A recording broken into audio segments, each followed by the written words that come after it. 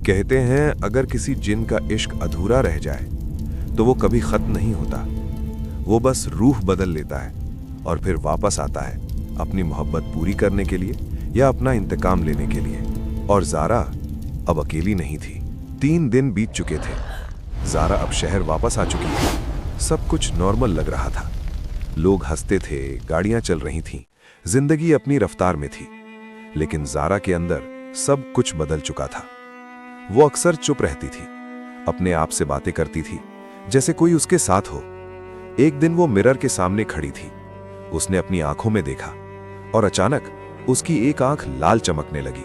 ज़ारा डर के पीछे हटी। ये क्या हो रहा है मेरे साथ? तभी एक आवाज उसके अंदर से आई, मैं यही हूं। ज़ारा का दिल रुक सा गया।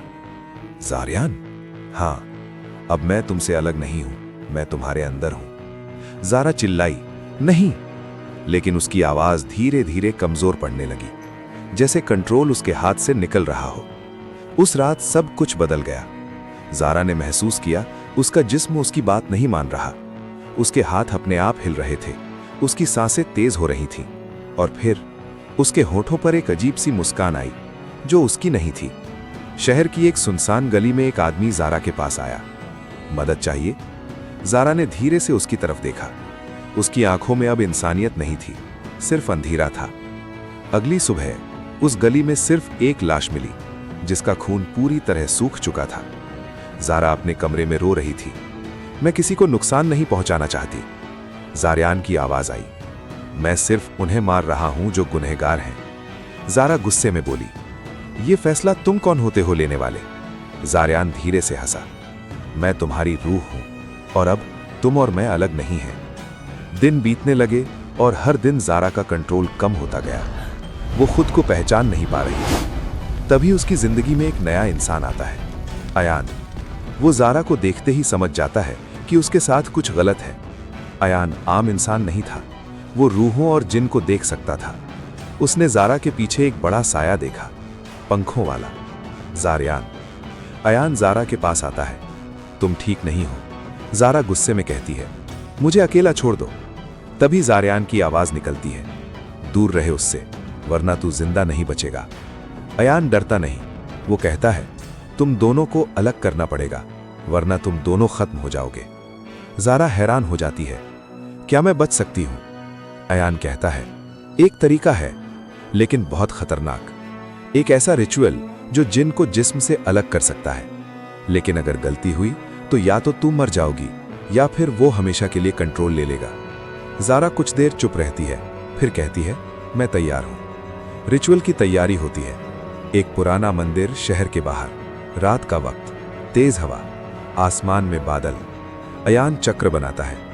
ज़ारा बीच में खड़ी होती है और रिचुअल शुरू होता है। जैसे ही मंत्र शुरू होते हैं, ज़ारा चीखने लगती है। ज़ारियान बाहर आने लगता है। उसका साया ज़ारा के जिस्म से अलग होता है। लेकिन अचानक आसमान में बिजली चमकती है और 3 बड़े साए नीचे उतरते हैं। वो दूसरे जिन थे, ज़ारियान के दुश्मन। उनमें से एक कहता है, ज़ारियान, तुमने कानून तोड़ा है, अब तुम्हें और इस इंसान को सजा मिलेगी। अयान घबरा जाता है। ये रिचुअल अब कंट्रोल में नहीं रहा। ज़ारा दर्द से चिल्लाती है। ज़ारियान पूरी तरह बाहर आ जाता है। अब वो आज़ाद है, लेकिन कमज़ोर। दूसरे जिन उस पर हमला करते हैं। ज़ारियान गिर जाता है। ज़ारा चीखती है, नहीं। उस पल ज़ारा को समझ आता है कि वो उससे नफरत नहीं करती, वो उससे मोहब्बत करती है। ज़ारा उठती है और उन जिन के सामने खड़ी हो जाती है। अगर उसे मरना है तो पहले मुझे मारो। ज़ारियान हैरान रह जाता है। उसकी आंखों में पहली बार सुकून होता है। जिन हंसते हैं, एक इंसान एक जिन के लिए जान देगा। तभी ज़ारा के अंदर से एक रोशनी निकलती है। उसकी रूह चमकने लगती है। ज़ारियान की आग और ज़ारा की रूह मिलने लगती है। एक ज़बरदस्त एनर्जी फैलती है। अयान पीछे हट जाता है। ये क्या हो रहा है? ज़ारा और ज़ारियान एक दूसरे की तरफ देखते हैं और धीरे धीरे उन दोनों की रूहें एक हो जाती हैं। एक नया रूप, न पूरा इंसान, न पूरा जिन, बल्कि कुछ और ही। वो तीनों जिन पीछे हट जाते हैं। उन्हें समझ आ जाता है कि अब ये दोनों मिलकर ज़्यादा पावरफुल हैं। वो वापस चले जाते हैं। सब कुछ शांत हो जाता है। सुबह होती है। ज़ारा ज़मीन पर बैठी होती है। अयान उसके पास आता है। तुम ठीक हो? ज़ारा धीरे से मुस्कुराती है। हाँ, अब मैं ठीक हूँ। अयान कहता है, ज़ारियान। ज़ारा अपनी आंखें बंद करती है और कहती है, वो गया नहीं है, वो यहीं है, लेकिन अब वो मुझे कंट्रोल नहीं करता। हम एक हैं। कुछ दिन बाद ज़ारा अपनी नॉर्मल जिंदगी में वापस आ जाती है, लेकिन अब वो पहले जैसी नहीं थी। वो लोगों की मदद करती थी, उन लोगों की जो अंधेरे से लड़ रहे थे, क्योंकि अब वो अंधेरे को समझ चुकी थी। एक दिन वो फिर उसी कॉफी शॉप में बैठी होती है। धूप उस पर पड़ रही होती है।